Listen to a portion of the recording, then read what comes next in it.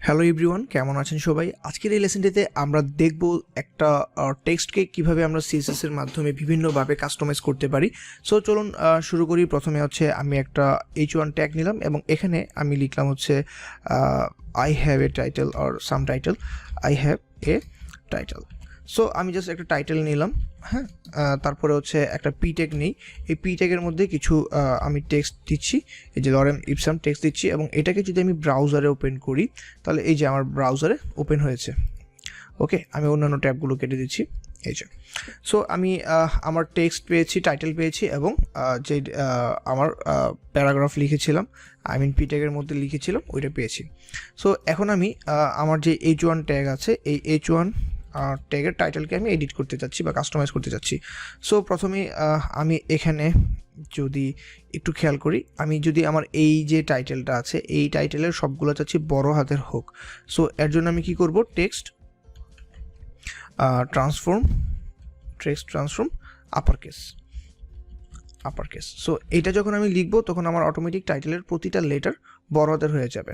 ওকে, so এটা আমরা কীভাবে করবো, টেক্সট ট্রান্সফর্ম। এটার আরও ভ্যালু আছে। সাপোজ আমি ক্যাপিটালাইজ দিচ্ছি, ক্যাপিটালাইজ দিলে এই যে প্রথমে আই, তারপরে এইচ, তারপরে এই যে টি, এগুলোর সব বড় হাতের হবে। এই যে আই, এইচ, এ, টি, এগুলো সব বড় হাতের হবে, অর্থাৎ প্রতিটা ওয়ার্ডের ফার্স্ট যেই লেটারটি আছে এটা হচ্ছে বড় হাতের হবে। এটাকে আমরা ক্যাপিটালাইজ বলি। আবার চাইলে আমরা সবগুলোকে হচ্ছে ছোটো হাতে লিখতে পারি, লোয়ার কেস এরকম লিখতে পারি। ওকে, সো আমি এটা দিলে এই যে সব হচ্ছে আমার লোয়ার কেস হবে। এরকমভাবে আমরা টেক্সটকে ট্রান্সফর্ম করতে পারি। সো আমি সাপোজ এটাকে দিতে যাচ্ছি আপার কেস। ওকে, সো এটা গেল। তারপরে হচ্ছে আমি টেক্সটকে কালার চেঞ্জ করতে পারি এইভাবে। আমি হচ্ছে 1AA 3D0 আমি কালার দিলাম। সো এই কালার প্রপার্টির মাধ্যমে আমি টেক্সটের কালার চেঞ্জ করতে পারি। এছাড়াও টেক্সটের মধ্যে আমি যদি টেক্সটটাকে সেন্টারে আনতে চাই তাহলে আমি ইউজ করবো text line centre. Text line centre, right, left, এই তিনটা ভ্যালুর মাধ্যমে লেফট এবং সেন্টার এবং রাইট তিনটাভাবে আমি অ্যালাইন করতে পারি। বাই ডিফল্টভাবে লেফটে থাকে, এখন আমি সেন্টার দিয়েছি, সো এটা সেন্টারে চলে আসবে। আমি যদি এখানে রাইট লিখতাম তাহলে এটার এই রাইট সাইডে চলে আসতো। এই টেক্সট লাইন যদি রাইট লিখতাম তাহলে রাইট সাইডে চলে যেত। সো আমার গেল কি, টেক্সট লাইন নিয়ে আমরা কীভাবে হচ্ছে মানে অ্যালাইনমেন্টটা টেক্সটের কীভাবে করব। ওকে, সো টেক্সটের কালার গেল, অ্যালাইনমেন্ট গেল, তারপরে আর কি আছে, ডেকোরেশন। আমরা ডেকোরেশন করতে পারি টেক্সটকে। সাপোজ আমার এইটার মধ্যে আমি লিখলাম হচ্ছে টেক্সট ডেকোরেশন ওভারলাইন। ওভারলাইনের কাজ কি, আমি যখন টেক্সট ডেকোরেশন ওভারলাইন দিব সে এটার উপরে একটা ওভারলাইন নিয়ে আসবে। সি, এই যে একটা ওভারলাইন নিয়ে আসছে। চাইলে আমি এটাকে লিখতে পারি আন্ডারলাইন, তাহলে সে নিচের দিকে একটা এরকম আন্ডারলাইন আর নিয়ে আসবে। ওকে, সো এইভাবে আমি চাইলে ওভারলাইন আন্ডারলাইন দিতে পারি।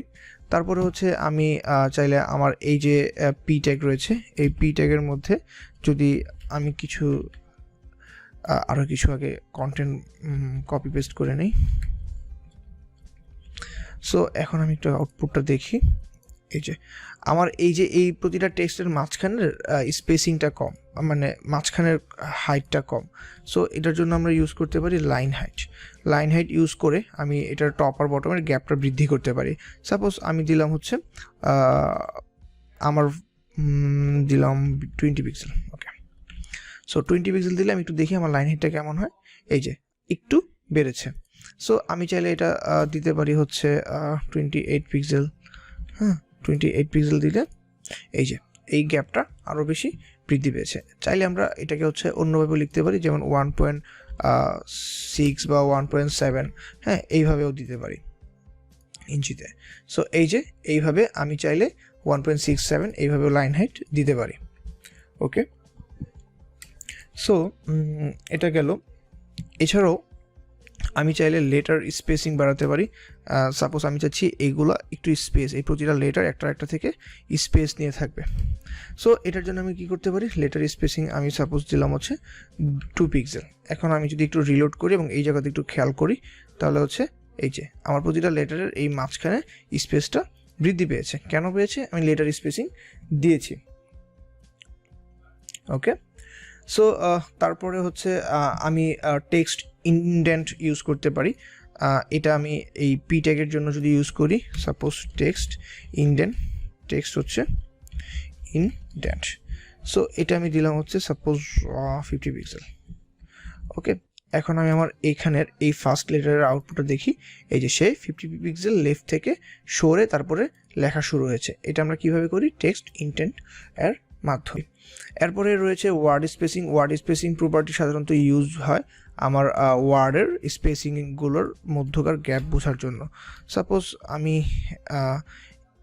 এই যে দুইটা ওয়ার্ড, এই দুইটার মাঝখানে স্পেস কতটুকু হবে, বা এই যে এইগুলোর মাঝখানের ওয়ার্ড দুইটার স্পেস কত হবে। সাপোজ আমি ওয়ার্ড স্পেসিং দিলাম হচ্ছে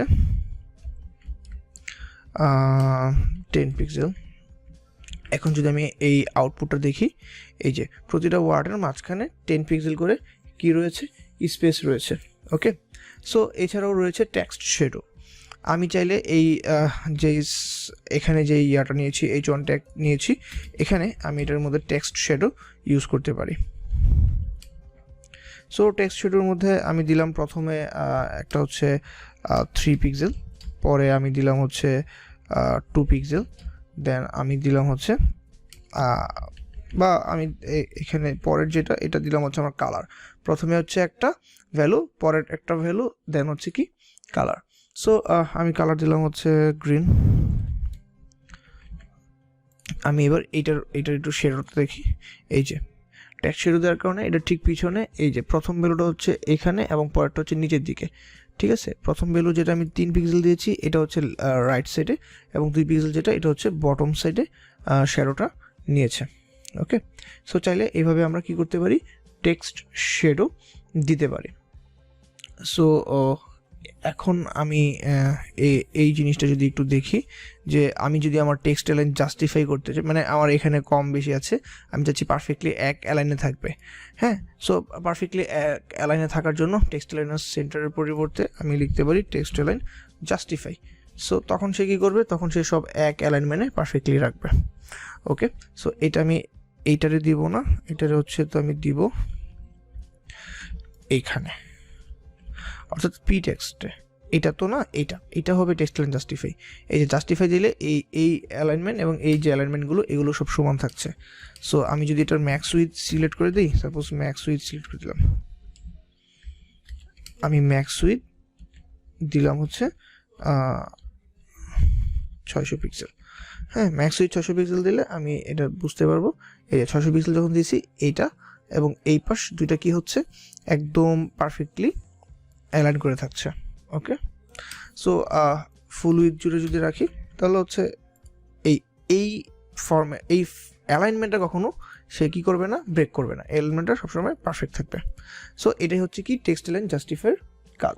সো আমি হচ্ছে চাইলে আমার টেক্সটকে ভার্টিক্যাল অ্যালাইনও করতে পারি, চাইলে হচ্ছে টেক্সটকে আমি একটু ভার্টিক্যাল অ্যালাইন করে আগে দেখি। ভার্টিক্যাল অ্যালাইনের জন্য আমার ফার্স্টে যে কাজটা করতে হবে সেটা হচ্ছে আমি এখানে আমি যদি একটু লিখি ভার্টিক্যাল অ্যালাইন হচ্ছে আমি দিলাম যদি